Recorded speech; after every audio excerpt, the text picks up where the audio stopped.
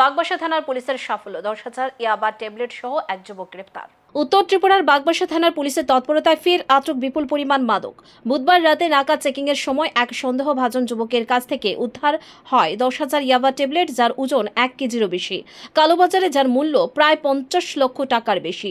Police জানিয়েছে, ধৃত যুবকের নাম আব্দুল আতা, বাড়ি পার্শ্ববর্তী রাজ্য আসামের রানী গ্রামে। পুলিশের চোখ এড়াতে পালানোর চেষ্টা করলেও শেষ পর্যন্ত ধরা পড়ে যায় অভিযুক্ত।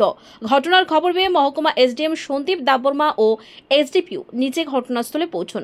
বাগবাসা থানার পুলিশ ইনচার্জ পার্থদেবের নেতৃত্বে পুলিশ ও টিএসআর যৌথ অভিযান চালায়। পুলিশ সূত্রে জানা গেছে, এই মাদকের সঙ্গে ধর্মনগরের এক প্রতিষ্ঠিত ব্যবসায়ীর যোগসূত্র রয়েছে বলেও সন্দেহ। ধৃত যুবকের বিরুদ্ধে এনডিপিএস আইনে মামলা রুজু করে তদন্ত শুরু করেছে বাগবাসা থানার police. Good evening. During vehicle checking by Bagbasa PS at Bagbasa Naka, they have detained one person. His name is Abdul Atta. After we have called the CM magistrate in the presence of our higher officers, we have checked the person and we have found in his possession 10,000 yaba tablets, which is approximately 50 lakhs. We have now seized the yaba tablets. We will register a case. Further investigation will be conducted just to ensure whether from where it has come, and we will also determine the forward linkage and the backward linkage. Thank you.